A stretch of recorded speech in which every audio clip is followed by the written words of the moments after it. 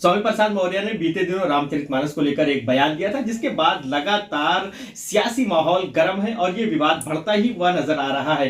कल एक TV channel के कार्यक्रम के दौरान स्वामी प्रसाद मौर्य और महंत राजू दास के समर्थक आपस में भिड़ गए, जिसके बाद आज स्वामी प्रसाद मौर्य ने प्रेस वार्ता करके महंत राजू दास पर हमला बोला है और ये कहा है कि वो उनको मारना चाहते हैं। साथ ही कई तरीके की टिप्पणियां किया है। ज्यादा बातचीत करने के लिए हमारे साथ सुभाषपा के प्रवक्ता अरुण राजभर जी हैं। अरुण जी, जिस तरीके से लगातार रामचरितमानस पे स्वामी प्रसाद मौर्य एक के बाद एक बयान दे रहे हैं, कल एक बड़ा विवाद सामने आया। अब उसके बाद स्वामी प्रसाद मौर्य ने महंत राजू दास पर ये कहा है कि वो उनकी हत्या करना चाहते हैं और ये कहा है कि ये एक तरीके के भगवा आतंकवादी। किस तरीके से इस बयान को, इस पूरी घटना को देखते हैं? देखिए, जिस दल में जाकर के वो इस तरह का बयान दे रहे हैं, उस दल का इसी तरह के उनकी विचारधारा। हमें लगता है कि जब सपा की सरकार थी, बसपा की सरकार थी, तो ये इसी उत्तर प्रदेश में वही आतंकवादी यहाँ बम ब्लास्ट करते थे और उसके बाद यही पार्टियां सपा बसपा इनके मुकदमे वापस करते थे। तो वो उनके चश्मे में जो है ना, वो चीजें अब हमेशा वही नजर आ रही है। आप किसी धार्मिक पवित्र ग्रंथ पर अगर सवाल खड़ा कर रहे हैं या आप उस पर बार बार आरोप लगा रहे हैं, इसमें अपमान है, जल ये हो रहा है, वो हो रहा है, तो आपको मौका मिला था तो आपने उस अपमान को बदला नहीं। इस देश में ज्योतिबा फुले महिलाओं को शिक्षा का अधिकार दिया और उन्होंने जितना कठिन संघर्ष किया वो तो आप उनको अपमानित कर रहे हो। ज्योतिबा फुले, सावित्रीबाई फुले, महाराजा सुहेलदेव राजभर, इनके विचारधाराओं को आप अपमानित कर रहे हो। उन्होंने तो हमें पढ़ने लिखने का अधिकार दिया, संवैधानिक अधिकार दिया, समानता का अधिकार दिया बाबा साहब अम्बेडकर ने। तो जो संवैधानिक अधिकार हमारे महापुरुषों ने दिया, हमारे पूर्वजों ने दिया है, उसको जनता तक, उस समाज तक, उस वर्ग तक पहुंचाने के लिए आप तो कुछ कर नहीं पा रहे। आपको मौका मिलता है तो आप अकेला मलाई काटने में लग जाते हैं, तब दलित, पिछड़े, आदिवासी, महिला, ये सब याद नहीं आते हैं।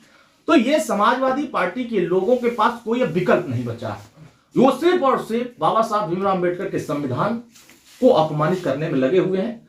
और ये 500 साल पहले की जो वर्तमान की उस समय की स्थितियां थी, उसको आज जिंदा करना चाहती है। यह देश संविधान से चल रहा है, संविधान में कहीं शूद्र का जिक्र नहीं है, लेकिन विदेश से पढ़ने वाले नेता वो कह रहे हैं हम शूद्र हैं। और आज की डेट में संविधान में नियम है, कानून है कि अब किसी को आप जाति सूचक शब्द से प्रयोग कर दीजिए, मुकदमा दर्ज हो जाएगा किसी को। जी, आज लगातार स्वामी प्रसाद मौर्य ने महंत राजू दास के ऊपर हमला किया। एक तो कहा कि वो उनका सर काटना चाहते हैं, सर कलम करना चाहते हैं। उन्होंने कहा कि वो भगवा आतंकवादी है। अब ये भगवा आतंकवादी जिस तरीके से कह रहे हैं कि, तो ये इसको कैसे देखते हैं? देखिए, ये जो वो कह रहे हैं, ये देश में सबको भगवा वाला रंग सबको प्रकाश दे रहा है। तो हमको लगता है कि इनके कमरे तक वो प्रकाश नहीं जा रहा है, पाकिस्तान वाला प्रकाश इनके पास जा रहा होगा। इसीलिए जो कनेक्शन जहां से रहता है, इन्हीं के दल वाले ना पकड़े गए थे बांग्लादेशियों को उत्तर प्रदेश में जगह देने के लिए। तो जिसका जहां कनेक्शन रहता है उसकी दिमाग वहां रहता है, वर्तमान जगह पर नहीं रहता। इसीलिए वो किसी को आप आतंकवादी, किसी को आप उलूल जुलूल नहीं बोल सकते। आप किसी चीज पर आपको आपत्ति है तो बैठ के डिबेट करिए, बहस करिए। और बहस करने का मौका जब जनता आपको देती है, जब आपको पावर में रखती है, तो उसमें आपके हाथ में कलम में ताकत होती है कि आप उसको बदल सकते हैं। लेकिन आप उसमें तो कुछ किए नहीं। तो जनता भी तो देख रही है कि जब दिया था मौका दलित पिछड़ों को अधिकार देने के लिए, तब तो खाली अपना और अपने बेटी को दे रहे थे। तब ये सब पिछड़े, दलित, आदिवासी, महिलाएं तब याद नहीं आ रही। माननीय ओम प्रकाश राजभर जी हर वर्ग को न्याय दिलाने के लिए सत्ता में रहे। देखे, हम महिलाओं को 33% आरक्षण पंचायत और नगर पंचायत चुनाव की तर्ज पर हम लोकसभा में आरक्षण दिलाने की बात करते। महिलाओं के साथ जो जुल्म, जातीय अन्याय, अत्याचार हो रहा है, वो किस वजह से हो रहा है?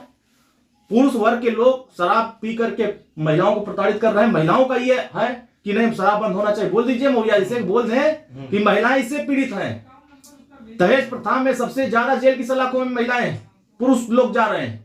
तो क्या वजह है कि आप जिन मुद्दों से महिलाएं दुखी हैं उसको दूर करने की बजाय आप उनको अपमानित, उनके साथ अन्याय, उनके साथ छल करने की जो प्रयास कर रहे हैं, ये उत्तर प्रदेश की नहीं देश की जनता समझ गई। अरुण जी, उनके दल की आप बात कर रहे हैं, लगातार उनके दल में भी बगावत देखा जा रहा है। दल में कुछ लोग हैं जो उनके समर्थक हैं, कुछ विरोधी हैं। शिवपाल यादव और कई नेता हैं जिन्होंने कहा कि ये उनका निजी बयान है, हमसे कोई मतलब नहीं है। मगर अखिलेश यादव अभी तक चुप्पी साधे हुए, कहीं से उन्होंने इनके बयान का विरोध नहीं किया। किस तरीके से अखिलेश यादव की इस पूरे बयान के बाद भूमिका देखते हैं? देखिए, इसके पीछे तो खुद खड़े, अगर वो उसके पीछे खड़े नहीं होते तो मुझे ऐसा लग रहा है कि वो खामोश नहीं होते।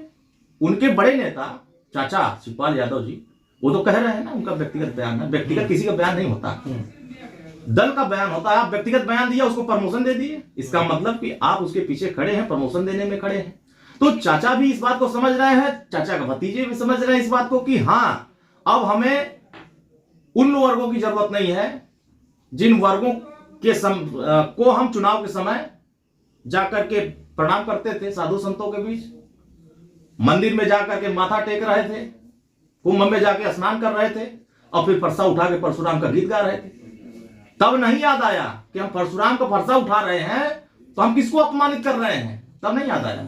और उसके बाद जब ये बातें सामने आ गई कि नहीं, अब दलित पिछड़े आदिवासी उस चौपाई से दुखी नहीं है, दुखी इस बात से है कि जनता आपका साथ छोड़ चुकी है, उसको पास लाने के लिए उसको भ्रमित किया जा रहा है। अब वो भ्रमित होने वाला नहीं है। मौर्य कह रहे हैं कि सभी दलों ने दलित पिछड़े आदिवासियों को सिर्फ ठगा है, हम उनकी लड़ाई लड़ेंगे, 2024 में भी लड़ेंगे और उनको वो हक दिलाएंगे जो अब तक नहीं मिला है।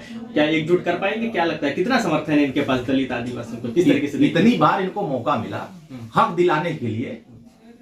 बहन जी की सरकार में 4 बार सरकार बनी, 4 बार मंत्री रहे, सरकार में बड़े पदों पर रहे, भाजपा में चले गए, वहां भी बड़े पदों पर रहे, काहे नहीं दे दिए? अपने कलम से अगर 1000 पिछड़े दलित आदिवासी महिलाओं को अगर न्याय दिए होते तो आज वह लोग खड़े होकर कहते नहीं मौर्य जी आप सही कह रहे हैं, हम आपके साथ हैं। कोई लोग बोल रहे हैं इनके साथ। प्रायोजित समाजवादी पार्टी वाले यादव को खड़ा करके, कुछ लोगों को पैसा का लालच दे करके खड़ा करके कह रहे हैं तुम विरोध करो और कहो कि मौर्य के साथ है। अब मौर्य बिरादरी के लोग कह रहे हैं कि ये भगवान राम का अपमान कर रहे हैं, हमको अपमानित कर रहे हैं, शूद्र का करके हमें प्रताड़ित करने की बात कर रहे हैं। तो वो दौर खत्म हो गया है, इनके साथ अब कोई जाने को तैयार नहीं। यहां तक कि यादव वर्ग भी अब इनसे नाराज हो गया, मुसलमान वर्ग भी इनसे नाराज हो गया। अब वो कह रहा है इससे बढ़िया तो बीजेपी है, हमको बीजेपी के साथ रहने में क्या नुकसान है। जो कल तक सपा का झंडा लगा कि यादव भाषण मार रहा था, मैं देख रहा हूं कि इस अब वर्तमान राजनीति में जिस तरह चल रहा है इसमें हजारों यादव भाजपा का झंडा लगा लिए। अरुण जी, अंतिम सवाल है, 24 में क्या इसका फायदा स्वामी प्रसाद मौर्य को मिलेगा कि वो कह रहे हैं कि हम दलितों की बात कर रहे हैं, पिछड़ों की बात कर रहे हैं और रामचरितमानस से अभी भी वो अपनी बात पर कह रहे हैं हम कायम है कि उन चौपाइयों को हटाया जाए? तो इनको फायदा हो गया होता तो जीत के आगे होते। फाजिल नगर से नहीं जीत पाए, कुशीनगर की सभी सीट हरवा के चले आए, गोरखपुर मंडल की सभी सीट हरवा के चले आए, यही तो फायदा उनको मिला है। 2024 में कोई फायदा समाजवादी पार्टी को इस मुद्दे से नहीं मिलने वाला। जो जिस धर्म ग्रंथ को मान रहा है, यह देश जो संविधान को मानने वाले लोग हैं, जो संविधान में पंथ निरपेक्ष संविधान दिया गया है, हर धर्म हर मजहब हर समुदाय को न्याय देने का अधिकार दिया गया है, जो संविधान की सुरक्षा की बात करेगा उसके साथ लोग जाएंगे। और जो देश के संस्कृति के साथ खिलवाड़ करने की कोशिश करेगा, जो धार्मिक उन्माद पैदा करने की कोशिश करेगा, उसका स्थान उत्तर प्रदेश में और देश में कहीं नजर नहीं आएगा। और मुझे लगता है कि समाजवादी पार्टी को जब तक समाप्तवादी पार्टी ये बना नहीं देंगे तब तक ये चैन से नहीं बैठेंगे। देखिएगा इनके पार्टी में खुदा बगावत हो गया है। एक गोल लगा हुआ है सपा को हराने के लिए और एक गोल लगा हुआ सपा भाजपा को जिताने के लिए। अब सोच लीजिए कि उसी दल में जितने नेता बगावत कर रहे हैं, भाजपा को जिताने की कोशिश कर रहे हैं, और एक गोल है जो सपा को हराने में लगा हुआ है। तो जब वो अपने ही दल को नहीं मैनेज कर पा रहे हैं तो जनता को मैनेज कर पाएंगे। इसका मतलब स्पष्ट हो गया है कि बगावत बड़े पैमाने पर हो गया है। जनता अब समझदार हो गई है, नेता भी समझ रहे हैं कि अब रास्ता किधर जा रहा है। तो वो खत्म, आने वाले 24 में देखिएगा 0 पर आउट होकर के समाजवादी पार्टी वाले इटावा पहुंच जाएंगे। शुक्रिया।